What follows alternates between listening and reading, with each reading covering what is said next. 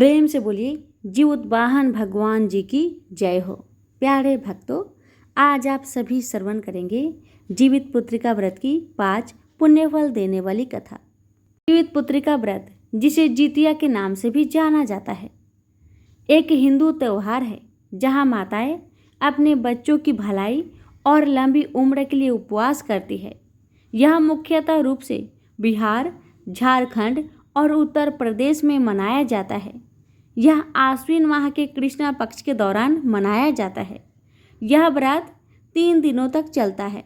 इसकी शुरुआत नहाए खाए से होती है। नहाए खाए के दिन घर की साफ सफाई बड़े ही अच्छे तरह से की जाती है। स्नान करके पूजन पाठ करने के बाद रुआ की रोटी खाकर जितिया व्रत की शुरुआत होती है और इसके बाद जीवित पुत्रिका के दिन कठोर निर्जला व्रत और पारण के साथ साथ समाप्त होता है। माताएं सुरक्षा के प्रतीक जीवोत्वाहन की पूजा करती है और अपने बच्चों की समृद्धि और स्वास्थ्य सुनिश्चित करने के लिए विभिन्न अनुष्ठान करती है। इस वर्ष जीवित पुत्रिका व्रत बुधवार 25 सितंबर 2024 को मनाया जाएगा। इस वर्ष अष्टमी तिथि सितंबर 24 को 11:08 से शुरू होकर सितंबर 25 को 10:40 पे समाप्त हो रही है। यह त्यौहार 3 दिनों तक चलता है। जितिया व्रत के दिन माताओं को बहुत नियम मानना पड़ता है। जितिया व्रत के दिन माताओं को सब्जी नहीं काटनी चाहिए। जहाँ तक बाल को भी नहीं झाड़ना चाहिए, नहीं तो बाल टूटते हैं।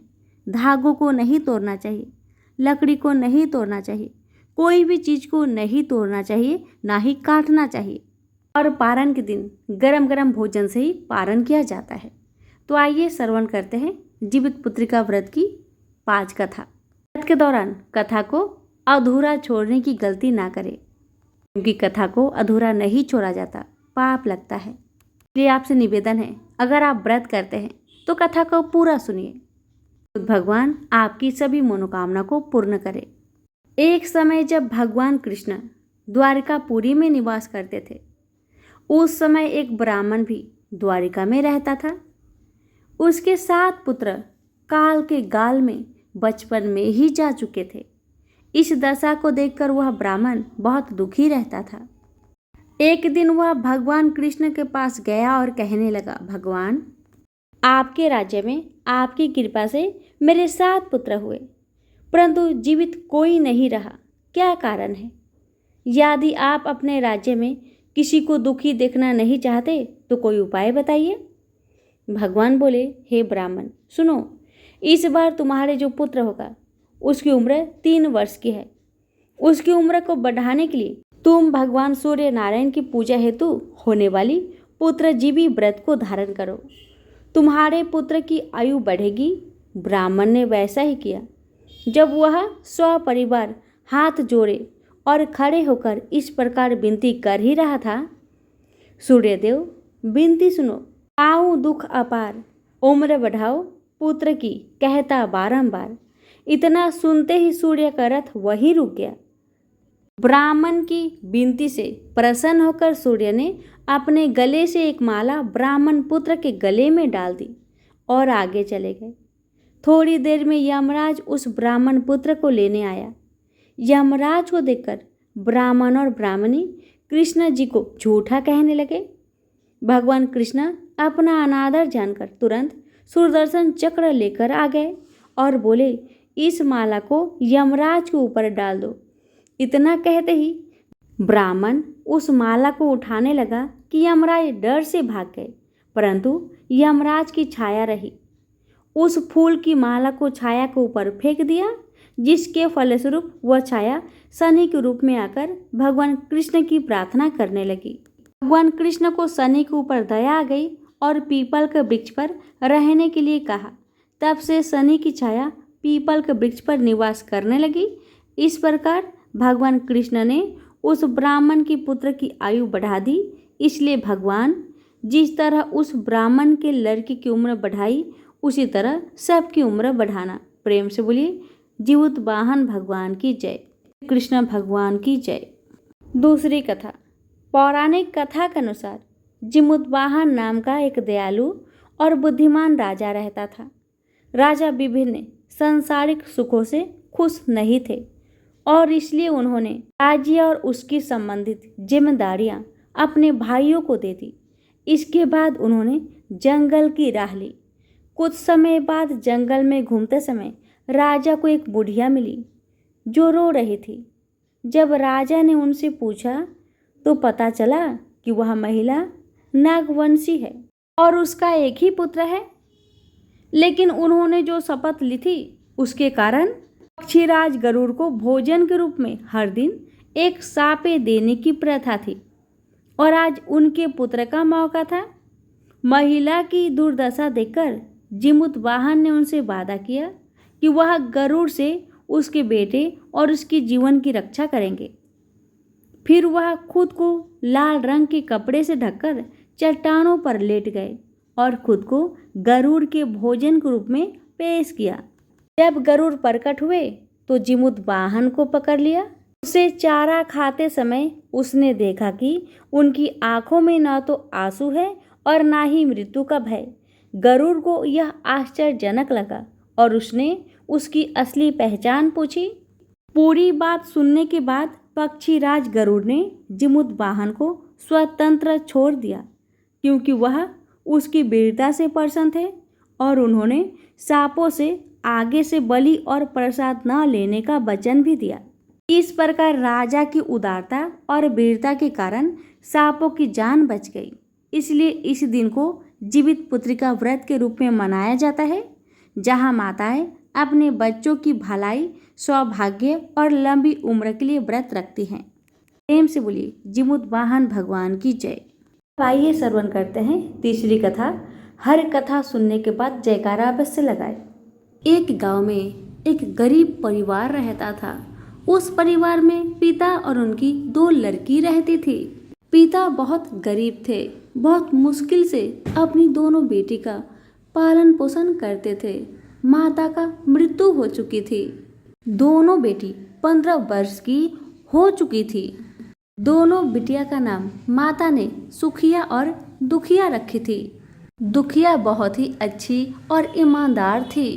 सुखिया भी बहुत अच्छी थी लेकिन चालाक थी।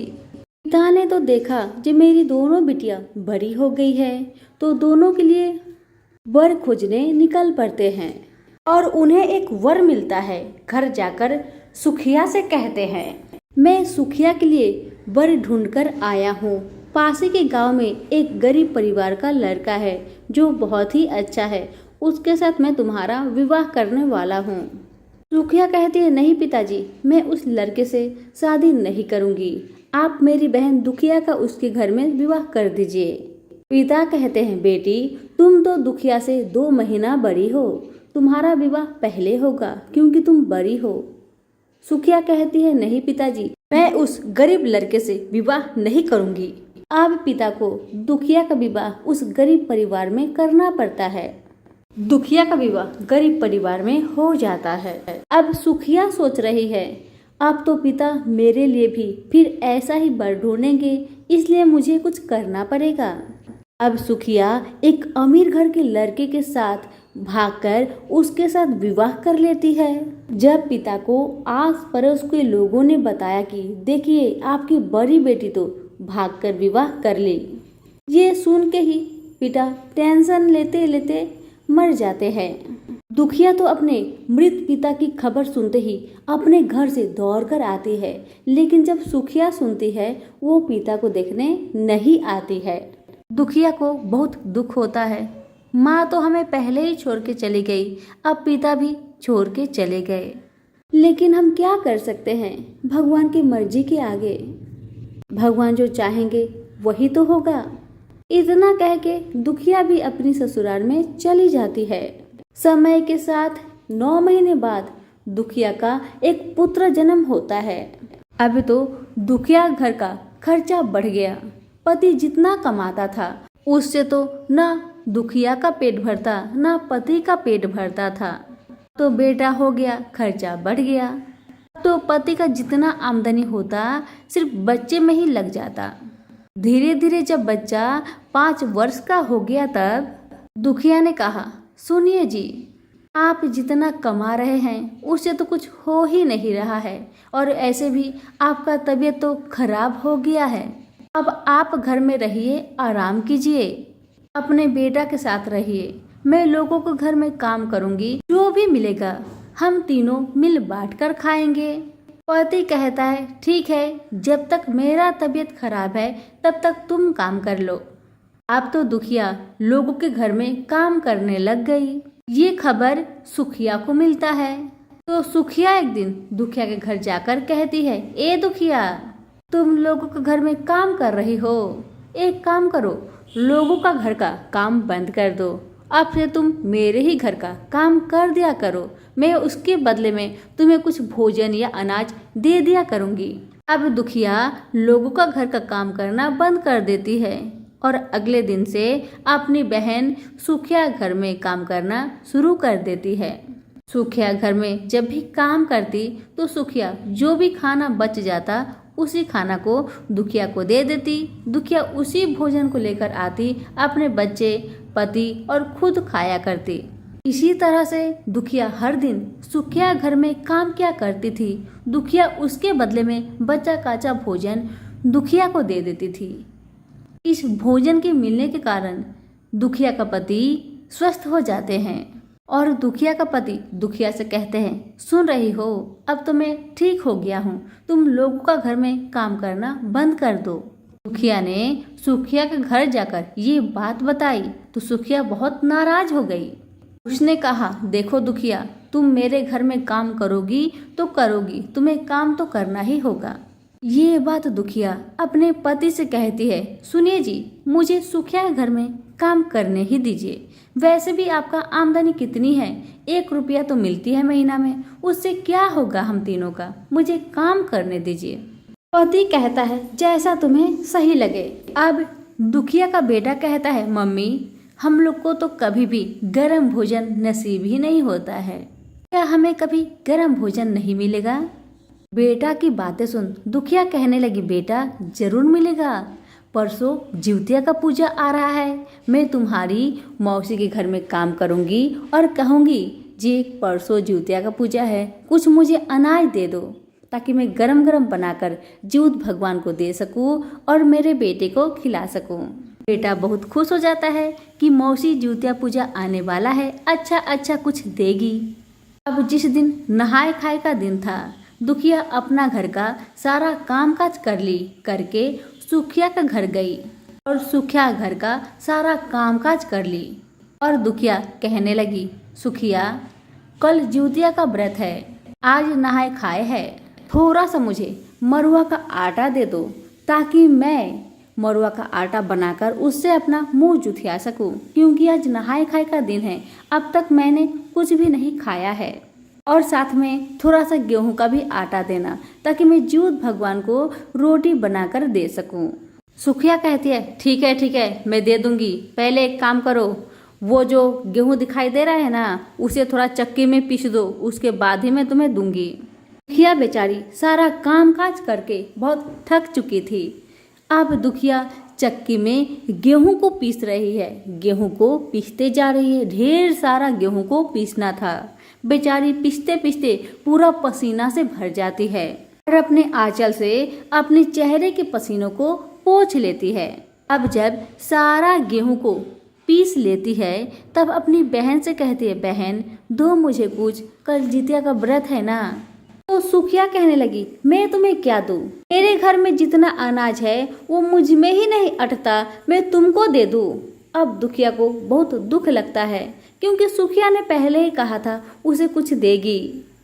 दुखिया उदास मन से अपने घर नहीं जाती, घर के बगल में एक पीपल के पेड़ के नीचे बैठकर रोने लगती है कि आज तो नहाए खाए के दिन है, आज रात को मुझे जिउत भगवान को कुछ तो बनाकर देना पड़ेगा, लेकिन मेरे पास तो कुछ भी नहीं है, मैं क्या दूं। ये सोचकर जोर जोर से रोई जा रही है, आंसू बहते चले जा रहे हैं। तभी आंसू को पोंछने के लिए दुखिया अपने आंचल को उठाती है तो देखती है उस आंचल में ढेर सारे आटा चिपके हुए हैं। दुखिया बहुत खुश हो जाती है। जिस आंचल से उसने अपने पसीना पोंछा था उसी आंचल में आटा चिपक गए थे, क्योंकि आंचल भीग गया था। अपने घर जाकर आटा को झाड़ के अच्छा से सान के दो छोटा छोटा गेहूं के आटे का टिकरी बनाती है। एक टिकरी जीउत भगवान के लिए रखती है और एक टिकरी अपने बेटे को बनाकर खिला देती है गरम गरम। बेटा माँ से कुछ भी नहीं कहता, बेटा समझता था माँ के दुख को। बेचारा वही खाकर पानी पी के सो गया और माँ भी सिर्फ पानी पीकर ही सो जाती है। जब 3 बजता है तो दुखिया उसी टिकरी को जीउत भगवान के लिए रख देती है और हाथ जोड़कर प्रार्थना करती है, हे जीउत भगवान, मेरे पास तो कुछ है ही नहीं, देखिए यही है, इसलिए मैं ये टिकरी आपको दे रही हूँ। अगर आपकी कृपा होगी तो अगले साल मैं बहुत धूमधाम से आपका व्रत करूंगी। इतना कहकर दुखिया फिर से अपने घर में आके सो जाती है। जीउत भगवान आते हैं, उस टिकरी को खा लेते हैं और खाने के बाद दुखिया के घर में जहां तहां हकते हकते चले जाते हैं। हगने का मतलब लैट्रिन करते करते जाते हैं। अब जब दुखिया सुबह 5 बजता है, दुखिया झाड़ू लेकर घर में झाड़ू लगाने को चली, लेकिन दुखिया की आंखें फटी की फटी रह गई। दुखिया ने देखा जहां तहां घर में हीरे मोती सोने चांदी जगमगा रहे हैं। ये देखकर दुखिया समझ गई, जरूर ये जीउत भगवान का ही कृपा है, क्योंकि मैंने कहा था, ए भगवान, अगर आपकी कृपा हुई तो अगले साल में बहुत ही धूमधाम से आपका व्रत करूंगी। शायद इसलिए जीउत भगवान ने मेरे दुख को, मेरे कष्ट को समझे और घर में धन धन भर दिए। अब दुखिया अपने पति पुत्र को बुलाती है और कहती है, देखिए जी, देखो बेटा, जीउत भगवान की कृपा से हमारे घर में सोना चांदी हीरे मोती जगमगा रहे हैं। ये सुनकर पति कहने लगा, दुखिया, ये सब तो तुम्हारा ईमानदारी, सच्चाई, श्रद्धा पूर्वक जितिया व्रत करने का फल है। माँ बेटा पति जीउत भगवान के जय जयकार करने लगे। अब तो दुखिया दिन भर निर्जला व्रत रहती है। पति जानते थे कि दुखिया कल पारण करेगी तो गरम गरम भोजन चाहिए, इसीलिए पति बाजार गए एक सोनार के पास बेचकर ढेर सारे अनाज खरीद कर लाते हैं और पारण के दिन पति स्वयं भोजन गरम गरम बनाते हैं और अपने पत्नी को देते हैं। दुखिया भी खुशी मन से नियम पूर्वक पारण का दिन गरम गरम भोजन करती है और जीउत भगवान को हाथ जोड़ के प्रार्थना करती है, हे भगवान, अगले साल में बहुत ही धूमधाम से आपका व्रत करूंगी। आपकी जय हो जीउत भगवान, आपकी जय हो। अब तो दुखिया का पति सोने चांदी हीरे मोती के बेचकर अपने घर को महल जैसा बना लेते हैं और घर में ढेर सारा अनाज भर देते हैं। अब तो दुखिया नहीं लगती, एकदम रानी जैसा और दुखिया का पति राजा जैसा, बेटा राजकुमार जैसे रहने लगे। अब तो दुखिया अपनी सुखिया बहन के घर काम करना छोड़ देती है। जब 10 दिन हो जाता है तो दुखिया सोचती है, मेरी बहन मेरे घर काम पर क्यों नहीं आ रही है? क्या मैंने उसे आटा नहीं दिया, इसी कारण नहीं आ रही है? मुझे जाकर देखना चाहिए। इतना सोचकर सुखिया दुखिया के घर आती है, लेकिन उसे दुखिया का घर कहाँ मिलता है, क्योंकि दुखिया का घर तो महल जैसा बन गया था। उसे तो घर पहचान में ही नहीं आया। आस पड़ोस से पूछने पर लोगों ने बताया कि वो जो महल है ना, वही दुखिया का घर है। अब तो सुखिया पूरा आश्चर्य में पड़ गई, बाप रे, 10 दिन में इसका घर तो था झोपड़ी जैसा, ये 10 दिन बाद कैसे महल में बदल गया? क्या हो गया इसके साथ? अब तो सुखिया अपनी बहन के महल में जाकर अपनी बहन से पूछती है, सुखिया, ये क्या हो गया? 10 दिन पहले तो तुम झोपड़ी में थी, आज महल में कैसे आ गई? दुखिया सच्ची ईमानदार थी। उसने सारी कहानी अपनी सुखिया दीदी को बता दी कि ये सब जीउत भगवान का कृपा है। आपने तो मुझे आटा नहीं दिया था, लेकिन मेरे आंचल में थोड़ा सा आटा चिपक गया था, क्योंकि उस आंचल में मैंने अपने पसीना को पोंछी थी। उसी आटे को मैं झाड़कर 2 टिकरी बनाई थी, एक जीउत भगवान को दी और मैं एक बेटे को खिलाई थी। आज वही टिकरी खा के भगवान प्रसन्न होकर मेरे घर में अन्न धन भर दिए हैं। ये सुनकर बड़ी बहन सुखिया का मन में लालच पैदा हो जाता है। अब सुखिया भी सोचती है जब अगला साल वो भी जितिया का व्रत करेगी। सुखिया का कोई भी संतान नहीं था। सुखिया धन के लालच में जितिया का व्रत करने का विचार करती है। अब जब अगला साल जितिया का व्रत आने वाला था तो सुखिया कहती है दुखिया से, दुखिया बहन मुझे तुम अपने घर में काम दो। दुखिया कहती है नहीं दीदी नहीं, क्यों आप मेरे घर में काम करेंगी? आपका घर में क्या चीज का कमी है बताइए दीदी। सुखिया कहने लगी मैं तेरी बड़ी बहन हूँ, तुम्हें मेरा बात मानना होगा, मुझे अपने घर में काम पर रखो। ये सुनकर दुखिया कहने लगी ठीक है जैसी आपकी इच्छा। अब दुखिया घर सुखिया हर दिन काम क्या करती थी। अब जब जितिया का व्रत आया, नहाए खाए का दिन था, सुखिया अपना घर का काम करके दुखिया के घर में चली जाती है और सारा काम काज करने के बाद दुखिया से कहती है बहन मुझे थोड़ा मरुआ का रोटी दो, मैंने अब तक कुछ भी नहीं खाया है, आज नहाए खाए है ना, और कल जितिया का व्रत है, मैं भगवान को कुछ खाने के लिए दूंगी, इसलिए मुझे थोड़ा सा आटा देना। ये सुनकर दुखिया कहने लगी दीदी आपको क्या चाहिए, देखिए बोरी भर भर कर है, सारा ले जाइए अपने घर। दुखिया कहने लगी नहीं बहन नहीं, मुझे तुम गेहूं पीसने के लिए कहो। तो दुखिया कहती है ठीक है दीदी जैसी आपकी मर्जी। अब सुखिया क्या करती है, गेहूं पीसने बैठने से पहले अपने आंचल को पानी से भिगाकर गेहूं पीसने बैठती है ताकि आंचल में आटा गिरे और चिपक जाए। थोड़ा सा गेहूं का आटा पीसकर सुखिया उठ जाती है और दुखिया से कहती है बहन मैंने गेहूं को पीस दिया है, अब मुझे तुम थोड़ा सा आटा दे दो। दुखिया ने कहा दीदी मैंने तो आपको कहा बोरी भर आटे अनाज है, ले जाइए। तो सुखिया कहने लगी नहीं तुम बोलो मेरे पास खुद अनाज नहीं है, तुम्हें कहाँ से दूंगी, जैसा मैंने तुम्हें कहा था ठीक वैसे ही बोलो। अब दुखिया तो सारा मामला समझ गई और कहने लगी ठीक है दीदी जैसी आपकी मर्जी। अब दुखिया कहने लगी मेरे पास खुद का अनाज नहीं है, मैं आपको क्या अनाज दूं। ये सुनकर सुखिया दुखी होकर अपने घर के पास गई और बगल में पीपल के वृक्ष के पास बैठकर जोर जोर से रोने लगी।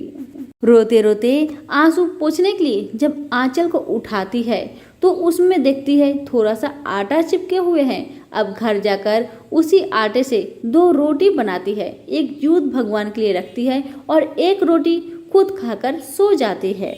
जब 3 बजता है जीवत भगवान के लिए वो रोटी रखकर फिर आकर सो जाती है। लेकिन उसे नींद कहाँ है, वो तो जानती है कि अब मेरे घर में सोना सोना होने वाला है। भगवान आए उस रोटी को खाए और सुखिया घर में चारों तरफ हग हग कर चले गए। अब जैसे ही सुबह हुआ सुखिया सारे घर में जाकर देखती है, सारे घर में गंदगी भरे हैं, घर में तो रहना मुश्किल हो गया। अब सुखिया बहुत नाराज होती है कि बहन ने मुझे उल्टा फुल्टा विधि बताई, खुद महल बना ली और मेरे घर में गंदगी भर दी।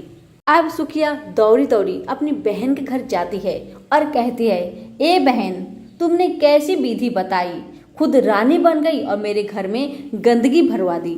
दुखिया कहने लगी दीदी इस व्रत को आपने लालच मन से किया है, ये तो आपके साथ होना ही था, मेरे पास तो कुछ भी नहीं था, इसलिए मैंने उस आटे की टिकड़ी बनाकर भगवान को दी थी, लेकिन आपके घर में अन्न धन भरती है, फिर भी आपने खुद भगवान को भोजन देने में कंजूसी की, तो आपके साथ ऐसा होना ही था। आपका तो कोई भी संतान नहीं है, अगर आप श्रद्धा पूर्वक जितिया का व्रत करती ना तो आपका संतान अवश्य होता, जीवत भगवान की कृपा से आपका संतान अवश्य होता। देखिए आज जीवत भगवान की कृपा से मेरे घर में कुछ चीज का भी कमी नहीं है, मैं झोपड़ी से महल में आ गई, आज तो उनका ही कृपा है। आज मैं भी जितिया का व्रत करती हूँ, क्यों? ताकि मेरा बेटा स्वस्थ रहे, मेरा बेटा अमर होके रहे। जो भी जितिया का व्रत करता है उसका बेटा का आयु लंबा होता है, स्वस्थ रहता है और साथ में जीवत भगवान की कृपा से घर में अन्न धन भर जाता है। आप भी अगले साल जितिया का व्रत श्रद्धा भक्ति के साथ करिए, आपका गोद जरूर भरेगा। सुखिया को अपने गलती पर बहुत पछतावा हुआ, अपनी बहन से माफी मांगती है और अगले साल अपनी बहन दुखिया का साथ मिलकर जितिया का व्रत पूरा श्रद्धा भक्ति के साथ करती है। जितिया व्रत के प्रभाव से सुखिया का भी 9 महीने बाद एक सुंदर सा पुत्र का जन्म होता है। तो दुखिया भी सुखी रहने लगी, सुखिया भी सुखी रहने लगी। तो बोलिए प्रेम से जीउत भगवान की जय हो। हे जीउत भगवान, जैसे आपने दुखिया को अन्न धन दिए, महल दिए, जैसे सुखिया को पुत्र दिए, वैसे ही कहानी कहने वाले, सुनने वाले, हुक्कारे भरने वाले सब पे अपनी कृपा बरसाए, सभी के पुत्रों की रक्षा करे। प्रेम से बोलिए जीउत भगवान की जय हो। अब सुनते हैं चौथी कथा। बहुत समय पहले की बात है। एक गांव में एक माता पिता और उनकी एक छोटी सी कन्या एक साथ रहा करते थे। कन्या का नाम था लाली। कन्या भी 5 वर्ष की थी। बहुत मुश्किल से उन तीनों का गुजारा चल रहा था, क्योंकि पिता की आमदनी बहुत कम थी। उस आमदनी से जितना भी धन आता, उससे तीनों जन का पेट भर जाता था और उससे ज्यादा कुछ बचता नहीं था। रोज कमाओ रोज खाओ, ऐसा परिवार था। इसी तरह दिन बीतने लगे। एक दिन की बात है, लाली की माँ कहीं जा रही थी। तभी उन्होंने रास्ते में देखा, एक छोटे से पोखरे के पास बैठकर बहुत से महिलाएं पूजा कर रही थी। तो लाली की माँ ने सोचा, ये सब महिलाएं इस पोखरे के पास बैठकर क्या कर रही है, जरा मैं जाऊं उनसे पूछ कर देखो। तभी लाली ने जाकर सभी बहनों से पूछा, बहन तुम लोग क्या कर रही हो? तभी बहनों ने बताया कि हम जितिया का व्रत रखे हैं और हम वही जीउत भगवान का पूजन कर रहे हैं। तब लाली की माता ने कहा, इस व्रत से क्या होता है? तभी बहनों ने बताया, इस व्रत को करने से जिसका पुत्र नहीं है उसे पुत्र मिले और जिसके पुत्र है उसकी आयु बढ़े। इस व्रत को अपने संतान की रक्षा के लिए किया जाता है। तुम भी जितिया का व्रत करो। जीउत भगवान की कृपा से क्या पता तुम्हें भी पुत्र की प्राप्ति हो जाए। इतना बातें होने के बाद लाली की माँ वहीं से अपने घर को चली आई और उसने मन में सोचा, क्यों ना मैं भी जीवित पुत्री का व्रत करूं।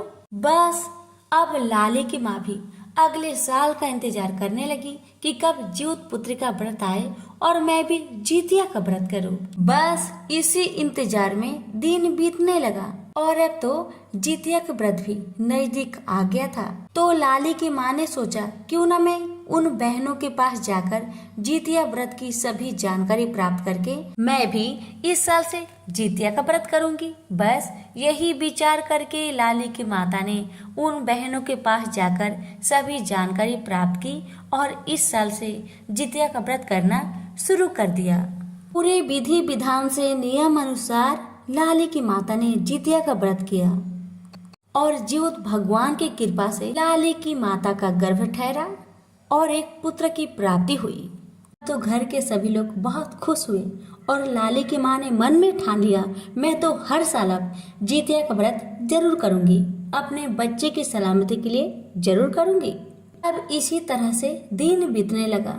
एक दिन अचानक लाली का पिता का तबीयत खराब हो गया और उनका मृत्यु हो जाता है। अब तो लाली की माता के ऊपर दुखों का पहाड़ टूट पड़ा। लाली की माँ बहुत दुखी हुई और बहुत परेशान भी हुई, सोचकर कि दोनों बच्चे की पालन पोषण वो कैसे करेगी। बहुत सोच विचार के बाद लाली की माता ने फैसला किया, क्यों ना मैं लोगों के घर जा जाकर काम करूं। काम करने से तो लोग मुझे 2 पैसे देंगे, उसी से मेरे दोनों बच्चों का गुजर बसर हो जाएगा। इतना सोचकर लाली की माता ने लाली से कहा, देखो लाली, तुम्हारा भाई अभी 5 साल का है, इसका ध्यान रखना। तुम दोनों घर के बाहर मत जाना। मैं थोड़ा पास के गांव में जा रही हूँ काम ढूंढने के लिए। अगर मुझे काम मिल गया तो तुम दोनों को अच्छा अच्छा भोजन लाकर खिलाऊंगी, इसलिए तुम लोग बाहर कहीं मत जाना, अच्छे से घर में रहना। माता ने दोनों बच्चों को समझाकर पास के गांव में चली गई और गांव के लोगों से कहने लगी, बहन मुझे कुछ काम मिलेगा। लेकिन बहनों ने कहा, नहीं नहीं, हमारा घर का काम हम खुद कर लेते हैं, तुम्हारे लिए हमारे पास कोई काम नहीं है। पूरे गांव में लाली की माता ने खोजा, लेकिन किसी ने भी उसे काम नहीं दिया। बड़े उदास मन से जब लाली की माँ वापस आ रही थी, तभी उसे एक सेठ का घर मिला। उस घर के बाहर सेठानी बैठी थी। तभी लाली की माँ ने सोचा, एक बार सेठानी जी से बोलकर देखो, क्या पता सेठानी जी मुझे काम पर रख ले।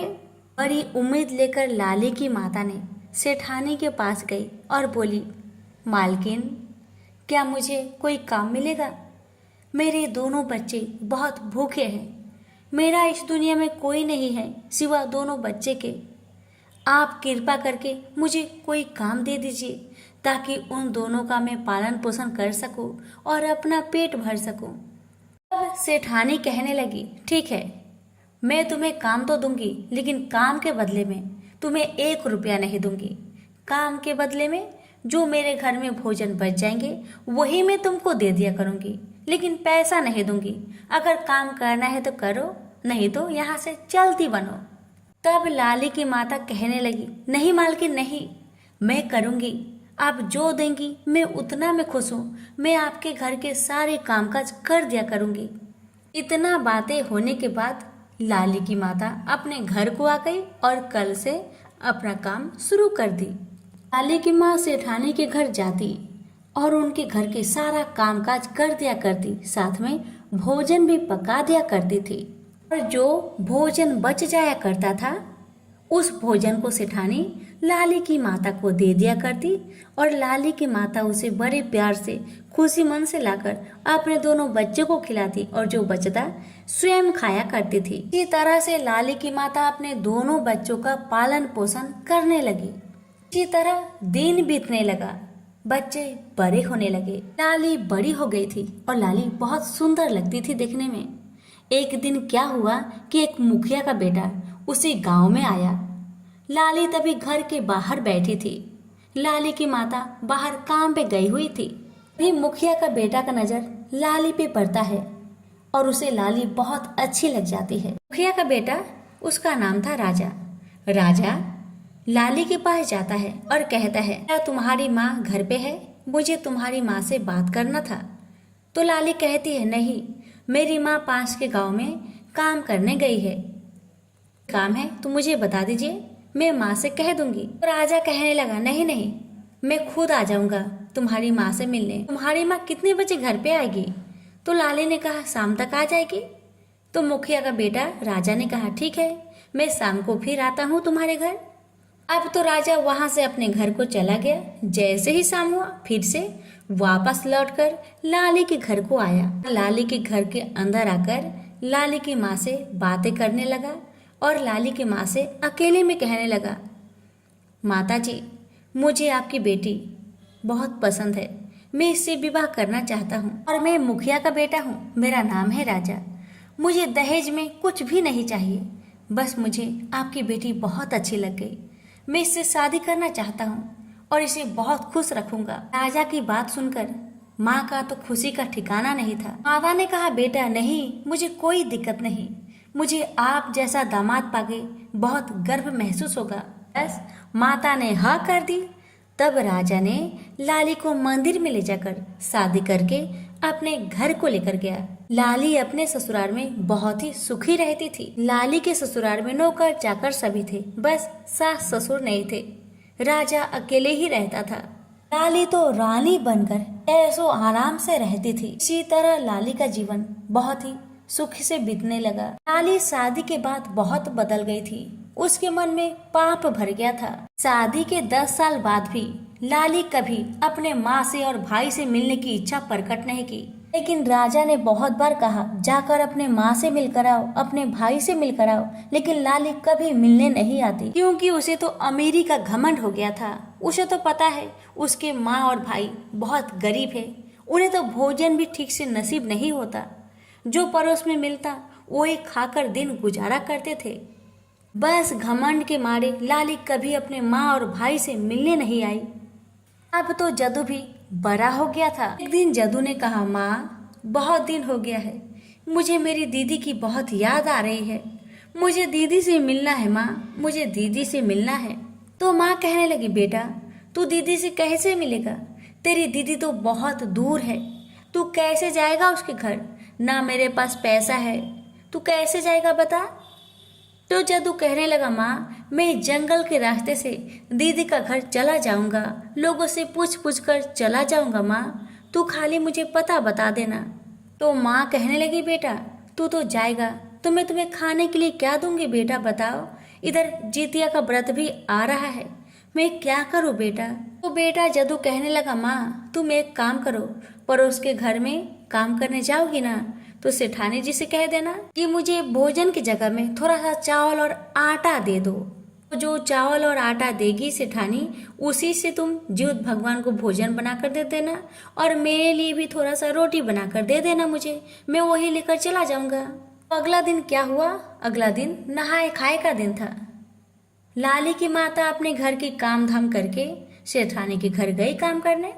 काम करने के बाद सेठानी से कहने लगी, सेठानी जी कल जितिया का व्रत है, मुझे थोड़ा सा आटा दे दीजिए और थोड़ा चावल दे दीजिए, ताकि मैं जीवत भगवान को भोजन दे सकूं, और मेरा बेटा भी अपनी बहन के घर जा रहा है मिलने, तो उसे रास्ते में खाने के लिए कुछ पकाकर मैं दे दूंगी। सेठानी कहने लगी, नहीं, बचा हुआ भोजन लेना है तो लो, वरना मेरे पास कुछ नहीं है, उधर देखो आटा का चोकर है, वो चाहिए तो उसे ले जाओ, वरना मेरे पास तुम्हें देने के लिए आज तो कुछ भी नहीं है। मैंने तुम्हें पहले ही कहा था, मैं तुम्हें बचा हुआ भोजन ही दूंगी, इसके अलावा कुछ नहीं दूंगी। तो लाली की माता ने कहा, नहीं सेठानी जी कोई बात नहीं, मैं चोकर लेकर चली जाऊंगी, उसी से रोटी बनाकर जीवत भगवान को दे दूंगी और अपने बेटे को भी दे दूंगी। आपका बहुत बहुत धन्यवाद सेठानी जी। कामकाज करने के बाद लाली की माता ने आटा का चोकर लेकर अपने घर को गई और उस चोकर से 2 रोटी बनाई, आधा जीवत भगवान के लिए रख दिया, आधा अपने बेटे को खिला दिया, और एक चोकर का रोटी अपने बेटे को देने के लिए झोले में डालकर रख दी। अब जैसे ही सुबह होता है, 3 बजे भोर में जाकर माता आधा चोकर का रोटी जीवत भगवान को देके अपने कमरे में चली आती है और फिर सो जाती है। और जैसे ही सुबह होता है, वह एक रोटी जो बचा रहता है उसे अपने बेटे को दे देती है, और साथ में एक बोतल पानी भी, और अपने बेटे से कहती है, बेटा तुम ध्यान से जाना, अच्छे से जाना, और जब जब तुम्हें भूख लगे, मैंने झोले में एक चोकर का रोटी रखा है और एक बोतल पानी, उसको ही खाकर पानी पी लेना। जदू ने कहा, ठीक है माँ, आप चिंता क्यों करती है माँ, आप चिंता क्यों करती है, आप अपना व्रत को अच्छे से कीजिए, मैं अच्छा से चला जाऊंगा, आपने व्रत तो मेरे ही रक्षा के लिए किया है, तो मुझे भला क्या हो सकता है, जीवत भगवान सब कुछ अच्छे अच्छे से कर देंगे, मैं अच्छा से दीदी के घर पहुंच जाऊंगा माँ, आप अपना व्रत अच्छा से कीजिए। इतना कहकर जदू अपने माँ का चरण छूकर वहां से निकल पड़ता है, और घर पे माँ ने जितिया व्रत रखा है। जदू जंगल के रास्ते से जा रहा था, कहीं कोई दिख जाए तो उसे रास्ता पूछ ले रहा था, आगे बढ़ते जा रहा था। जंगल झाड़ से जाने के कारण जदू का कपड़ा जहाँ था फट चुका था। रास्ते में जदू को बहुत जोर से भूख लगा था, तो जदू ने सोचा, मैं तो अपनी दीदी का घर जा रहा हूँ, दीदी तो मुझे अच्छी अच्छी भोजन बनाकर खिलाएगी, तो मैं इस चोकर का रोटी को इसी जंगल के झाड़ी में रख देता हूँ, जब मैं दीदी के घर से वापस आऊंगा तब इस रोटी को खा लिया करूंगा, या फिर अपने साथ लेकर चला आऊंगा। इतना सोचकर जदू ने जंगल की झाड़ी में चोकर की रोटी को रखकर आगे बढ़ गया। आखिरकार जदू अपनी बहन के घर पहुंच ही गया। उस समय जदू की बहन लाली घर के छत पे बैठी हुई थी। उसने दूर से ही देखकर पहचान गया, ये तो लगता है जदू है। ऐसे ही उसे पता लगता है कि ये जदू है, वैसे ही छत से जल्दी से दौड़ कर आती है और जदू को कहती है, ये जदू तुम यहाँ पर क्यों आ गया है ऐसी हालत में, अगर तुम्हारे जीजा जी तुम्हें देख लेंगे तो तुम्हारे हाथ पाँव को काटकर जंगल में फेंक देंगे। उन्हें भिखारी बिल्कुल भी पसंद नहीं है। देख नहीं रहे कितने राजा महाराजा जैसा घर है हमारा, तुम जाओ यहाँ से, जल्दी भागो यहाँ से। जदू कहने लगा, दीदी मैं बहुत थक गया हूँ, थोड़ा तो आराम करने दो, मुझे बहुत जोर से भूख भी लगा है दीदी, थोड़ा सा भोजन भी तो दे दो। ठीक है जाओ, घर के पीछे जो जंगल है ना, वहीं पे छुप के बैठ जाओ ताकि तुम्हारा जीजा तुम्हें देखे नहीं। जदू बेचारा डर के मारे घर के पीछे जंगल में जाके छुप जाता है, वहीं पे बैठा रहता है। दीदी का मन में यानी कि लाली का मन में तो पाप था, क्योंकि लाली का पति राजा बहुत अच्छे इंसान थे। और लाली के पति अगर जान जाते कि जदू इतना दुख में है, इतना कष्ट में है, तो अपना धन में से ढेर सारा धन उन्हें दे देते। यही तो लाली नहीं चाहती थी। बस इसी कारण से जदू को झूठ पे झूठ कहते जा रही थी। अब तो बेचारा जदू भूख से तड़प रहा था, घर के कोने में पड़ा हुआ था। अब जैसे ही रात होता है तो लाली तरह तरह का भोजन बनाती है। भाई उसी घर के कोने से छुप छुप कर देख रहा था। उसके पेट में तो चूहे दौड़ रहे थे। बेचारा भूख से तड़प रहा था, उसकी आंखों से पानी गिर रहा था। लेकिन लाली भी घमंड से चूर थी। उसे अपना भाई का दुख से कोई भी मतलब ही नहीं था। उसके मन में तो ये था कब जदुआ यहाँ से जाए, नहीं तो मेरे पति दाने हैं, सब कुछ दान कर देंगे उसे। लाली ने अपने भाई के साथ क्या किया? लाली ने ये किया, जो लाली ने चावल पकाया था उसका मार निकालकर पास में ही रखी हुई थी। जब उस मार में मक्खी गिर जाता है तो क्या करती है, वही मक्खी भरा मार ले जाकर जदुआ का सामने रख देती है। मार बहुत गर्म था, उसमें ढेर सारे मक्खी गिरे हुए थे। तो लाली कहती है, देखो जदू, इसे पी लेना तुम। जदू कहता है, दीदी ये मार तो बहुत गर्म है, मार के अंदर ढेर सारे मक्खी भी गिरे हैं दीदी। अब लाली गुस्से में कहती है, मरल माछी बीन के मार बिहान पी है जदुआ। भाई ने कहा मार गर्म है, इसीलिए बहन ने कहा मार गर्म है ना, तुम्हें अभी पीने के लिए कोई दिया नहीं है, तुम इसे सुबह में पीना, जब ठंडा हो जाएगा ना मक्खी को फेंक देना और इसे पी लेना, फिर यहाँ से चले जाना, नहीं तो तुम्हारे जीजा जी आके तुम्हें 2 टुकड़ा करके फेंक देंगे।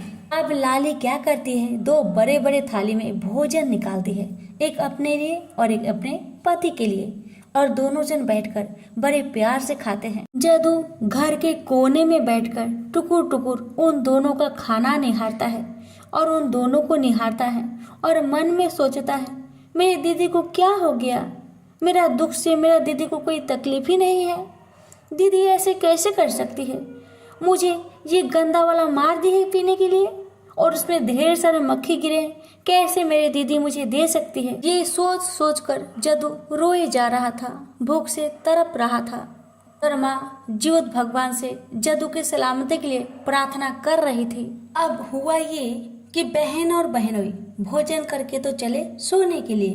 बेचारा जदू घर के कोने में बैठकर रो रहा था। जैसे ही 5 बजने वाली थी वैसे ही बहन जल्दी से आई, क्योंकि बहन को पता था कि 5 बजे उनके पतिदेव यानी कि राजा मैदान जाते हैं। अगर उस वक्त भी जदू को उन्होंने देख लिया तो बहुत मुश्किल हो जाएगी, इसीलिए बहन 5 बजने से ही पहले जल्दी जदुआ के पास आती है और कहती है, जदू जल्दी भाग, तुम्हारे जीजा अभी उठने वाले हैं, मैदान जाने वाले हैं, तुम्हें देख लेंगे, तब तो तुम गया, तुम्हें कोई नहीं बचा सकता उनके हाथों से, जल्दी भागो। जदू बेचारा डर के मारे कांपते कांपते लड़खड़ाते जंगल के रास्ते से जाने लगा, जिस रास्ते से जदू आया था। अब जंगल में पहुंचकर वह झाड़ी वाले चोकर की रोटी को ढूंढ रहा है, क्योंकि भूख से तड़प रहा था। दीदी ने कुछ तो खिलाया नहीं, बेचारा उसी रोटी को ढूंढ रहा था। ढूंढते ढूंढते अचानक उसे वह रोटी मिल गई, लेकिन ये क्या, रोटी तो बहुत चमक रहा था। जदू ने देखा तो बहुत चौंक गया, ये रोटी अचानक इतना चमक क्यों रहा है और टूट भी नहीं रहा मेरे दांतों से। तो उसने चमकती हुई रोटी को अपने झोले में डाल लिया। जैसे ही झोला में डाला, आगे उसने देखा बहुत सारे सेव गिरे हैं पेड़ के नीचे। तो जदू को लगा था भूख, जल्दी से पेट भर के सेव खाया और 2-4 सेव उठाकर अपने झोले में रख लिया, जिसमें चोकर वाले सोने की रोटी रखा था। उसी में उसने 2-4 सेव रख लिए और अपने घर को चला गया। जब वह घर पहुंचा तो उसकी माँ नहा धोकर अभी पूजा कर रही थी। अभी उसकी माँ ने पारण भी नहीं किया था। बेटे को देखकर माँ ने पूछा, बेटा चला आया अपनी दीदी घर से? जदू कहने लगा, हाँ माँ, दीदी घर से चला आया। दीदी मेरा बहुत आदर की, अच्छे अच्छे भोजन बनाकर खिलाई, बहुत अच्छी है मेरी दीदी और बहुत अच्छे हैं मेरे जीजा। इतना कहकर जदू ने अपनी चोकर वाली रोटी की सारी कहानी अपनी माँ से कहने लगा। तो माँ ने कहा, दिखाओ बेटा, तुम्हारी चोकर वाली रोटी क्यों नहीं टूटा तुम्हारे दांतों से, दिखाओ मुझे। जैसे ही माँ ने देखा, माँ की आंखें फटी की फटी रह गई। माँ तो पहचान गई ये तो सोना है। तो माँ तो समझ गई, लगता है यह ज्योत भगवान का चमत्कार है। उन्होंने हमारे दुख को दूर करने के लिए हमें धन दिया है। साथ में जो सेव था झोले में, वो भी सेव सोने में बदल गए थे। जदू भी बहुत हैरान हो गया।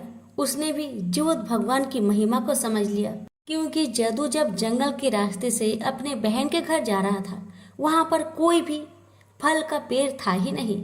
लेकिन जब आया, भूख प्यास से तड़प रहा था, तभी अचानक उसे ढेर सारे सेव मिल गए। तो वो समझ गया ये सब ज्योत भगवान का महिमा है। उनकी ही कृपा से आज सब कुछ हुआ है। अब तो बेटा माँ से कहता है, माँ अब तुम्हारा दुख का दिन गया। मैं अभी इन सभी सोना को ले जाकर सोनार के पास बेच कर आता हूँ। तब तक तुम पारण कर लो। मैं सोनार के पास बेचकर धन लेकर आता हूँ और घर को मैं सुंदर महल जैसा बनवाऊंगा माँ, जो सभी आंखें फाड़ फाड़ कर देखेंगे। इतना कहकर बेटा जदू सोनार के पास जाकर सोना को बेचकर ढेर सारा धन लेकर आता है और अपनी झोपड़ी को महल में बनवा लेता है। घर में ढेर सारे अनाज भर देता है। अब माँ कहती है, बेटा अब तो तुमने घर तो महल बनवा लिया, अब घर में प्रवेश करने के लिए घर का पूजा तो करना पड़ेगा।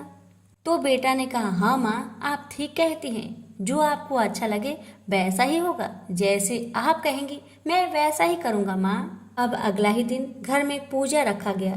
तो जदू कहने लगा, माँ आपने आस पड़ोस के सभी लोग को तो बुलाया है, लेकिन मैं चाहता हूँ मेरी दीदी और जीजा भी आए। माँ कहती है, बेटा तुम्हारी जैसी इच्छा, जिसको बुलाना है उसे बुलाओ। तो जदू ने अपने पड़ोसी से कहा, भाई थोड़ा मेरी दीदी को भी जाकर कह देना कि हमारे घर में कल पूजा है। तो पड़ोसी ने कहा, ठीक है जदू, मैं कह दूंगा, तुम चिंता मत करना। पड़ोसी जदू की दीदी के घर जाकर खबर दे देता है कि कल तुम्हारे घर में पूजा है, तुम दोनों को तुम्हारी माता और तुम्हारे भाई ने बुलाया है, कल जरूर आना। अब जैसे ही सुबह हुआ, लाली अपने पति राजा के साथ अपने मायके को चली। मायके में जब गई, उसे अपना घर पहचान में नहीं आ रहा था। जब आस पड़ोस में पूछा गया तो सभी लोगों ने बताया, यही तो जदू का घर है। बहन की आंखें फटी की फटी रह गई, क्योंकि लाली का महल जदू का महल के आगे बहुत फीका था। घर में सभी लोग आ गए तो घर का पूजा पाठ बहुत अच्छा से हुआ। सभी को प्रसाद बांटे गए। तो जदू की माँ ने कहा, जदू तुम्हारे जीजा और दीदी आए हैं, इनके लिए सुंदर सुंदर महंगा महंगा वस्त्र खरीद कर ला देना। जदू कहता है, हाँ माँ जैसा आप कहे मैं वैसा ही करूँगा। जैसे ही जदू बाजार जाने लगा, वैसे ही लाली कहने लगी, ए जदू मेरे लिए एक भारी पायल भी ला देना जदू। जदू कहता है, हाँ दीदी जैसा तुम कहो, मैं जाता हूँ एक पायल भी लेकर आऊँगा। जदू बाजार जाकर ढेर सारे कपड़ा खरीदा और सोनार के पास जाकर कहने लगा, सोनार भैया आप मेरे दीदी के लिए एक बहुत ही सुंदर सोना का पायल बना देना, लेकिन पायल छन छन छन छन बजना नहीं चाहिए। उसमें मैं एक आवाज देता हूँ, उसी आवाज को आप भर दीजिएगा। आवाज ये है कि मरल मछली बीन के मार बिहान पीहे जदुआ। इस आवाज को पायल के अंदर आप भर दीजिएगा। तो सोनार ने कहा, ठीक है जदू भाई, मैं कर दूंगा, तुम चिंता मत करो, लेकिन आज मैं दे नहीं पाऊंगा, पायल बनाने में समय लगेगा। मैं रात भर जाकर इसे तैयार करके कल सुबह तक तुम्हें दे दूंगा। जदू ने कहा, ठीक है भैया। कपड़ा लेकर जदू अपने घर को आया, अपने जीजा को और अपने दीदी को दिया। जीजा बहुत खुश हुए। जदू ने अपनी दीदी से कहा, दीदी पायल सुबह तक मिलेगा, मैं सुबह को चला जाऊंगा पायल लेने। अब जैसे ही सुबह हुआ तो जदू चला गया पायल लाने और इधर दीदी घर से निकली अपने ससुराल जाने के लिए। तभी जदू पायल लेकर जल्दी से चला आता है और अपने दीदी को पायल दे देता है। दीदी पायल पहनकर बहुत खुश होती है। जैसे ही दीदी अपने पैर को बढ़ाती है, जैसे ही वो चलने लगती है, वैसे ही पायल बोलने लगा, मरल माछी बीन के मार बिहान पी है जदुआ। जब ये आवाज जब राजा के कानों में गई, राजा कहने लगा, ये कैसा पायल है, तुम्हारा पायल ऐसा क्यों कह रहा है? मरल मच्छी बीन के मार बिहान भी है जदुआ। जदुआ तो तुम्हारा भाई का नाम है, बताओ मुझे तुम्हारा पायल ऐसा क्यों कह रहा है? तो लाली कहने लगी, पता नहीं क्यों ऐसा कह रहा है, लगता है मेरा भाई ने दिया है ना, इसलिए कह रहा होगा। छोड़िए, हम लोग चलते हैं अपना घर। लेकिन राजा नहीं माना। राजा अपने साले के पास आया और कहने लगा, साले साहब, ये आपने जो पायल दिया है ऐसा क्यों बोल रहा है? मरल मच्छी बीन के मार बिहान पिए जदुआ, सच सच बताइए मुझे। तब जदुआ सारा कहानी अपने जीजा से कह देता है। जीजा को सुनकर बहुत कष्ट हुआ कि जदू मेरा घर आया था, इतना कष्ट दी अपने भाई को, अपना भाई का ना हुई क्या मेरा होगी? राजा गुस्से में आकर लाली को जोर से एक चमाटा मारता है और कहता है, आज से तुम्हारा और मेरा रिश्ता खत्म। लेकिन जदुआ अपने जीजा के आगे हाथ जोड़कर माफी मांगता है कि जीजा जी, मेरी दीदी का जितना दिमाग है दीदी ने उतना किया, आप कृपा करके मेरी दीदी से नाराज ना होइए। दीदी अब से कभी ऐसा गलती नहीं करेगी, कृपा करके आप उसे माफ कर दीजिए। राजा बहुत अच्छा इंसान था, उसने जदू का बात मान लिया। बहन ने अपने भाई को गले लगाकर भाई से माफ़ी मांगी और अपने माँ से सारा कहानी कही और उसने अपने माँ से भी माफ़ी मांगा और कहने लगी, माँ देखिए ना, मेरे शादी के 12 वर्ष हो गए, मुझे अभी तक एक भी संतान नहीं माँ, मैं बहुत पापी हूँ माँ, मैं बहुत पापी हूँ। तब माँ ने लाली से कहा, तुम चिंता मत करो, तुम्हारे घर में भी जल्दी से नन्हा मुन्ना आने वाला है, चिंता मत करो। तुम जीवित भगवान का व्रत करो, जीवत्या का व्रत करने से तुम्हें पुत्र की प्राप्ति जरूर होगी। जब अगला साल आया तब माता ने और बहन ने दोनों ने नियम पूर्वक जीतिया का व्रत किया और जीवित भगवान की कृपा से लाली गर्भवती हो गई और लाली ने ठीक 9 महीने बाद एक सुंदर पुत्र को जन्म दिया। तब से ही लाली भी हर साल जीवित भगवान का व्रत करने लगी अपने बच्चे की सलामती के लिए। तो प्रेम से बोलिए, जीवित भगवान की जय। अब सुनिए जीतिया व्रत की 5वीं कथा। आपसे हमारी निवेदन है कि कथा को ज्यादा से ज्यादा शेयर करें। कथा इस प्रकार है कि बहुत समय पहले की बात है, किसी गांव में एक गरीब पति पत्नी रहते थे जिनका अभी नया नया विवाह हुआ था। शादी के 2 साल बाद पत्नी गर्भवती हो जाती है और ठीक 9 महीने बाद उसने एक सुंदर पुत्र को जन्म दिया। दिन इसी तरह से बीतने लगे। उस बच्चा का नाम था रामू। जब रामू 5 वर्ष का होता है तो अचानक उसका पिता का मृत्यु हो जाता है। अब जैसे ही रामू का पिता का मृत्यु होता है वैसे ही रामू की माँ का दुनिया उजड़ गई। उसके ऊपर दुखों का पहाड़ टूट पड़ा। दिन ऐसे ही कष्ट से बीतते गए। घर में तो एक अन्न का दाना भी नहीं था। माँ बहुत दुखी थी। माँ ने सोचा, चलो रामू के पापा नहीं है तो मैं अपने बच्चे के लिए जीऊंगी। मैं अपने बच्चे को अच्छे से पालन पोषण करके बहुत बड़ा इंसान बनाऊंगी। ऐसा ही विचार करके रामू की माँ घर के द्वार पर बैठी थी। तभी एक पड़ोसन आकर कहने लगी, रामू की माँ, 2 दिन बाद जीतिया का व्रत आ रहा है, तुम भी करना। क्या तुम्हें पता है जीतिया का व्रत क्यों किया जाता है? तो रामू की माँ ने कहा, नहीं, मुझे नहीं पता। तब पड़ोसन ने कहा, देखो बहन, जीतिया का व्रत पुत्र की सलामती के लिए करते हैं। जो भी माँ जीतिया का व्रत करती है उसके बच्चे की आयु लंबी होती है। भगवान उसकी रक्षा करते हैं, उसके ऊपर कोई भी संकट नहीं आता। इसलिए तुम्हारे तो पति है ही नहीं, तुम्हारा सहारा तुम्हारा बेटा ही तो है। तुम इसकी रक्षा हेतु जीतिया का व्रत करो ताकि तुम्हारे पुत्र का रक्षा जीवित भगवान स्वयं करे। तब रामू की माँ ने कहा, हाँ बहन, आपने बहुत अच्छा बात बताया है, आपको बहुत बहुत धन्यवाद। मैं जीतिया का व्रत जरूर करूंगी, बस आप मुझे जीतिया का व्रत का नियम बतला दीजिएगा। लेकिन दुख इस बात का है कि मेरे पास पैसे नहीं है। मैं जीतिया का व्रत करूंगी तो कैसे करूं? मुझे बताओ बहन। तो पड़ोसन ने कहा, जीतिया का व्रत करने में ज्यादा खर्चा नहीं होता है। तुम एक काम करना बहन, गांव के सभी घरों में जाकर कुछ कुछ काम कर दिया करना। उसी के बदले में गांव वाले तुम्हें कुछ कुछ दे दिया करेंगे या फिर कुछ पैसे दे दिया करेंगे। उसी पैसे से तुम जीतिया का व्रत करना। तब रामू की माँ ने कहा, हाँ बहन, आप तो अच्छी बात कही। मैं जरूर लोगों के घर में जाऊंगी और कामकाज करूंगी और जो पैसे मिलेंगे मैं उससे ही जीतिया का व्रत करूंगी। अब जैसे ही अगली सुबह आती है वैसे ही पड़ोसन रामू की माँ के घर में आती है और कहती है, ओ बहन बहन चलो मैं तुम्हें लोगों के घर में काम दिलवा देती हूँ। तब रामू की माँ ने हाथ जोड़कर बहन को बहुत बहुत धन्यवाद किया और अपने बच्चे रामू को घर पे सुला के वह पड़ोसन के साथ उस गांव में चली गई। पड़ोसन के मदद के जरिए रामू की माँ को कुछ घरों में काम मिल गया।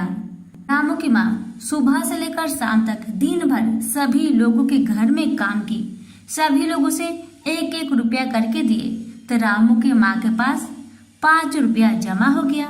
वही 5 रुपया लेकर रामू की माँ अपने घर को आई और उसी 5 रुपया से रामू की माँ जितिया का धागा बाजार जाकर खरीद कर लाती है।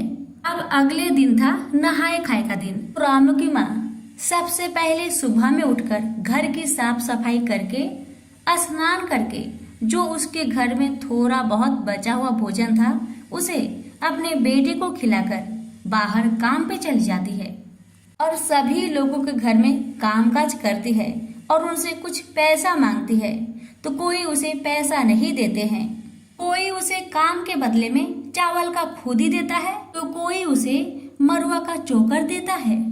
बेचारी दुखी मन से वही चावल का खुदी और मरुआ का चोकर लेकर अपने घर को आती है। उसे पड़ोसन ने बताया था कि नहाए खाए के दिन स्नान करके पहले मरुआ का रोटी से मुंह जूठा करना चाहिए। जूठा करने का मतलब ये हुआ कि नहाए खाए के दिन स्नान करके पहले मरुआ का रोटी खाया जाता है और उसके बाद आप चाहे जो भी भोजन कर ले। ऐसा नहीं कि जो नहाए खाए के दिन आपको लहसुन प्याज भी नहीं खाना चाहिए, ऐसा नहीं है। हमारे यहाँ बिहार में सभी लोग नहाए खाए के दिन लहसुन प्याज डालकर ही भोजन पकाते हैं, क्योंकि आपको तो पता ही है कि बहुत सारे लोग हैं जो जितिया व्रत के दिन जीउत भगवान को मछली देते हैं। इसलिए ऐसा नहीं कि नहाए खाए के दिन आपको लहसुन प्याज छोड़ना पड़ता है, ऐसा बिल्कुल नहीं है। मैं भी जितिया का व्रत करती हूँ, मैं भी नहाए खाए के दिन लहसुन प्याज वाला भोजन ही करती हूँ। आप भी कर सकते हैं, इसमें कोई दिक्कत नहीं है। तो रामू की माँ खुदी वाला चावल और मरुआ के आटा का चोकर लेकर अपने घर को आई और वही चोकर का 2 छोटी छोटी रोटी बनाती है। एक स्वयं खाती है और दूसरा अपने बेटे रामू को खिलाती है और जो चावल था उसे रात के लिए रख देती है, क्योंकि जिउत भगवान को भी तो भोजन बना के देना पड़ेगा ना, इसीलिए वह खुद ही चावल को अच्छे से रख देती है और शाम होने से पहले ही पड़ोस में जाकर झिंगुनी के 2 अच्छे अच्छे पत्ते तोड़ कर लाती है, क्योंकि जिउत भगवान को भोजन तो झिंगुनी के पत्ते पर ही दिया जाता है। जैसे पड़ोसन ने बताया था रामू की माँ ने वैसा ही किया। जैसे रात हुआ रामू की माँ ने वही खुदी वाला चावल पकाया, उसमें से थोड़ा सा चावल जिउत भगवान के लिए निकालकर अलग कटोरे में रख दी और जो बचा चावल उसमें से थोड़ा अपने बेटे को खिलाई, थोड़ा खुद खाई और थोड़ा चावल को बचा दी सुबह के लिए। तो चावल सुबह के लिए रखी थी उसमें पानी डालकर रामू की माँ उसको रख देती है ताकि चावल नष्ट ना हो। अब जैसे ही रात का 3 बजता है रामू की माँ उठती है और झिंगुनी के पत्ते में वही खुदी वाला चावल दूध भगवान के लिए दे देती है और भगवान को हाथ जोड़ के सर को झुका के प्रणाम करती है और कोई भी गलती हुआ हो उसके लिए क्षमा याचना करती है। अब जब रामू की माँ जिउत भगवान को भोजन दे दी उसके बाद आकर थोड़ा सा वो भी भोजन कर ली और करने के बाद अपने मुख को अच्छे से धोने के बाद रामू के पास जाकर सो जाती है। अब तो रामू की माँ को निर्जला व्रत रहना होगा। रामू की माँ ने श्रद्धा भक्ति और नियम पूर्वक जितिया व्रत रखा। जितिया व्रत के दिन रामू की माँ किसी के घर में काम करने नहीं गई, क्योंकि उसे पता था कि जितिया के व्रत के दिन एक खर भी तोड़ा नहीं जाता है। अगर तोड़ दिया जाए तो जिउत महाराज नाराज हो जाते हैं। इसीलिए जितिया व्रत के दिन रामू की माँ अपने बेटे के पास ही दिन भर बैठ के रहती है। अब जैसे ही शाम होने वाला था यानी कि 3 से 4 बजने वाला था, वैसे ही रामू की माँ आस पड़ोस के लोगों के साथ यानी कि आस पड़ोस की औरतों के साथ नदी में स्नान करने चली जाती है। सभी लोग स्नान करते हैं, रामू की माँ भी स्नान करती है। जैसे जैसे सभी लोग जीउत भगवान का पूजन करते हैं, वे भी जीउत भगवान का पूजन करती है और कलश के ऊपर जीउतिया का धागा को रखकर कथा का श्रवण करती है। जब जीउत महाराज का पूजन हो जाता है, तभी रामू की माँ वो जीतिया को अपने गले में धारण कर लेती है और अपने घर को चली आती है। अब जैसे ही रामू की माँ घर में आती है, तो थोड़ी देर बाद जो पानी में रखा हुआ चावल था उसे अपने बेटे को दे देती है। बेटा उसे खाकर सो जाता है और रामू की माँ भी अपने बेटे के बगल में सो जाती है। जैसे ही सुबह होता है, रामू की माँ घर के सारे कामकाज कर लेती है और पूजा पाठ करने के बाद अपने बच्चे को वह बासी भोजन खिला देती है और अपने बेटे से कहती है, बेटा तुम जाओ, पास में जो बगीचा है उसमें खेलते रहना, मैं अब जा रही हूँ लोगों के घर में काम करने। काम करने के बाद मैं उनसे कुछ पैसे मांगूंगी। जब वो मुझे पैसे देंगे, उसी पैसे से मैं कुछ अनाज खरीद कर लाऊंगी और घर में लाकर पकाऊंगी। जब भोजन पक जाएगा तो मैं तुम्हें खुद बगीचे से लेने जाऊंगी और हम दोनों मिलकर गरम गरम भोजन करेंगे। इतना कह के रामू की माँ रामू को बगीचे में भेज देती है और रामू की माँ काम पर निकलने जाने लगती है। जाने से पहले रामू की माँ ने सोचा, अभी मैं दिन भर काम करूंगी, उसी के बाद तो मुझे पैसे मिलेंगे। तब तक उपवास हूँ मैं, मेरा सर भी चकरा सकता है। क्यों ना मैं यही बासी जो भात बचा हुआ है इसे ही थोड़ा खाकर काम पे चली जाऊं। बस रामू की माँ ने ऐसा सोचा और क्या किया, बासी भोजन को खाना शुरू कर दिया। अब माँ की गलती पड़ा बच्चे पे भारी। रामू की माँ ने इधर बासी भोजन ग्रहण करना शुरू कर दिया, उधर बगीचे में रामू को एक बहुत बड़े अजगर ने निगलना शुरू कर दिया। ये सब जीउत भगवान के कोप के कारण हो रहा था, क्योंकि रामू की माँ जीतिया व्रत करने के बाद पारण के दिन बासी भोजन ग्रहण कर रही थी। अब माता बासी भोजन खाने के बाद चली गई गांव में लोगों के घर में काम करने। दिन भर काम करने के बाद रामू की माँ को थोड़ा सा अनाज मिला। वह उस अनाज को लेकर घर में आई, गरम गरम भोजन पकाई और भोजन पकाने के बाद उसने सोचा, पहले मैं बगीचे में जाकर रामू को लेकर आती हूँ, फिर हम दोनों बैठकर एक साथ गरम गरम भोजन करेंगे। इतना सोचकर रामू की माँ बगीचे में गई। पूरा बगीचा छान मारा, लेकिन रामू का नामो निशान नहीं मिला। अब तो रामू की माँ पागलों की तरह पूरे गांव में घूम घूम कर दौड़ दौड़ कर सभी से पूछती, कोई मेरे रामू को देखा, कोई मेरे रामू को देखा। सभी एक ही बात कहते, नहीं बहन, हमने रामू को कहीं नहीं देखा। अब तो रामू की माँ फिर से बगीचे में जाकर जोर जोर से रामू को पुकार पुकार कर रोने लगती है कि हे भगवान, मुझसे क्या कोई गलती हो गई, मेरा बच्चा मिल नहीं रहा। मैंने तो आपका व्रत श्रद्धा भक्ति के साथ किया था कि आप मेरे बच्चे की रक्षा करेंगे, लेकिन मेरे साथ तो उल्टा हो गया। अगर मुझे मेरा बच्चा नहीं मिला तो मैं भी इस बगीचे में बैठकर ही रो रो कर अपना प्राण त्याग दूंगी। इतना कह कह कर रामू की माँ जोर जोर से रोए जा रही है। अब तो जीउत भगवान को रामू की माँ का दुख देखा नहीं गया। भगवान एक बूढ़ी माई का वेश धारण करके रामू की माँ के पास आते हैं और कहते हैं, बहन, ओ बहन, तुम इस बगीचे में क्या कर रही हो? इतना जोर जोर से क्यों रो रही हो? क्या कारण है, मुझे बताओ। अब रामू की माँ भेष रूपी बुढ़िया माई की दोनों चरणों को पकड़कर सर को झुकाकर रो रो कर कहने लगी, हे माँ, क्या बताऊं मैं आपसे, क्या बताऊं। मैंने कल जीतिया का व्रत किया था। मुझे पड़ोसन ने कहा, तुम्हारा तो इस दुनिया में कोई नहीं है सिवा इस बेटे के। उसकी सलामती के लिए तुम जीतिया का व्रत करो, तुम जीउत पुत्र का व्रत करो। इससे तुम्हारी बच्चे की रक्षा जीउत भगवान स्वयं करेंगे। बस मैं पड़ोसन की बात मानकर नियम पूर्वक श्रद्धा भक्ति के साथ जीउत महाराज का व्रत किया, लेकिन मेरे साथ तो उल्टा हो गया। मैंने जीतिया व्रत किया और आज पालन के दिन मेरा बेटा मुझसे दूर चला गया। मेरा बेटा मुझे मिल नहीं रहा। अगर मुझे मेरा बेटा नहीं मिला माँ तो मैं अपना प्राण त्याग दूंगी। तब भेष रूपी बुढ़िया माई कहने लगी, बेटी तुमने जितिया का व्रत किया है, श्रद्धा भक्ति के साथ किया है, तो अब तुम चिंता क्यों कर रही हो? तुम्हारे बच्चे की रक्षा ज्योत महाराज करेंगे। तुम ज्योत महाराज पे भरोसा करो, तुम्हारे बच्चे को कुछ नहीं होगा। लेकिन तुम बताओ, जितिया का व्रत तुमने किया तो पारण कैसे किया, किस चीज से किया, मुझे बताओ। तब रामू की माँ ने कहा, माँ मैं तो बहुत गरीब हूँ, मेरा उस दुनिया में कौन है माँ रामू के सिवा। मैंने निर्जला व्रत रहा, पारण करने के लिए मेरे घर में कुछ भी नहीं था।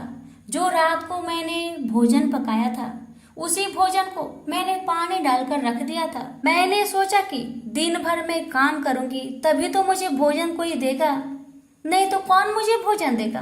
बस यही सोचकर मैंने बासी चावल खाकर लोगों के घर में काम करने गई और उसके बाद मुझे रामू नहीं मिला। तब बुढ़िया माई कहने लगी, बेटी तुम्हारी गलती तो यहीं पर है। क्या तुम्हें पता नहीं कि ज्योत भगवान का व्रत करने के बाद पारण गरम गरम भोजन से करना चाहिए। तुमने बासी भोजन किया है, इसीलिए ज्योत भगवान तुमसे नाराज हो गए हैं। अब तो बुढ़िया माई की बातें सुन रामू की माँ बहुत घबरा गई, बहुत डर गई और कहने लगी, हे माँ अगर मुझे मेरा बेटा नहीं मिला तो मैं अन्न जल त्याग कर मैं अपना प्राण त्याग दूंगी माँ, अपना प्राण त्याग दूंगी। मुझसे गलती हो गई माँ, मुझसे गलती हो गई। अब से मैं जितिया व्रत के दिन कभी भी बासी भोजन नहीं करूंगी माँ, बासी भोजन नहीं करूंगी। बस मुझे मेरा बेटा चाहिए माँ, बस मुझे मेरा बेटा चाहिए। तब भेष रूपी बुढ़िया माई कहने लगी, तुम चिंता मत करो, तुम्हारा बेटा तुम्हें मिल जाएगा। तुम अब अगले साल का इंतजार करो। अगले साल जब जितिया का व्रत आएगा तब तुम फिर श्रद्धा भक्ति के साथ नियम अनुसार जितिया का व्रत करना। नहाए खाए के दिन नहाए खाए का नियम करना और पारण का दिन गरम गरम भात बनाना, गरम गरम चावल पकाना और उसका गरम गरम मार को फूक फूक कर पीना ताकि मुख तुम्हारा जले। जैसे ही तुम पारण के दिन फूक फूक कर गरम गरम मार पिएगी वैसे ही तुम्हारा बेटा तुम्हें वापस मिल जाएगा। बस ज्योत भगवान पर भरोसा रखो, तुम्हारे बच्चे को कुछ नहीं होगा।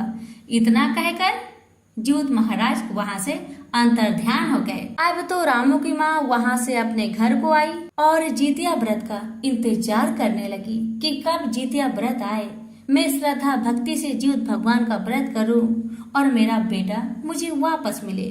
रामू की माँ ने मन में ठान लिया था कि जितिया का व्रत नियम पूर्वक करेगी और गरम गरम भोजन बनाकर पारण करेगी। अब दिन इसी तरह बीतने लगा और अगले साल का जितिया व्रत भी आ गया।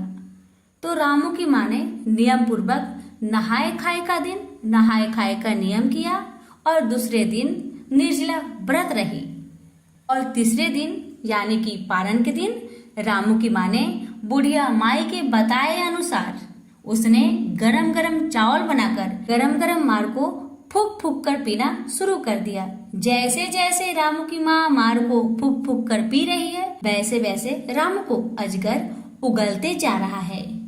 अब जैसे ही अजगर रामू को उगल दिया वैसे ही ज्योत महाराज बुढ़िया माई के रूप धारण करके रामू को लेकर रामू की माँ के घर पे छोड़कर वहाँ से अंतर्ध्यान हो जाते हैं। तो रामू अपने घर में जाके अपनी माँ को जोर से पकड़ लेता है और माँ से कहने लगता है, माँ आपने तो कहा था काम करके आएंगी, कुछ अनाज लाएंगी तो गरम गरम भोजन पकाएंगी, उसके बाद मुझे बगीचे से लेने आएंगी। आप तो आई नहीं माँ, आप तो भूल गई। मैं कब से आपका इंतजार कर रहा था माँ। माँ ने रामू की बातें सुनकर रामू को जोर से अपने बाहों में पकड़ लिया और जोर जोर से रोने लगी और ज्योत भगवान का जय जयकार करने लगी और कहने लगी, हे ज्योत महाराज आपका महिमा अपार है। हे भगवान मुझसे जो भी गलती हुआ उसे क्षमा करे। आपसे मैं दुनिया भर में ये प्रचार कर दूं कि जितने भी माताएं जितिया का व्रत करती है वो सभी गरम गरम भोजन से पारण करे। हे ज्योत महाराज जैसे आपने रामू की रक्षा की वैसे सभी की लाल की रक्षा करना, सभी के परिवार की रक्षा करना। जिसके पुत्र है उसे सलामत रखना, जिसके पुत्र ना हो उसे पुत्र देना। तो सभी मिलकर बोलिए ज्योत भगवान की जय।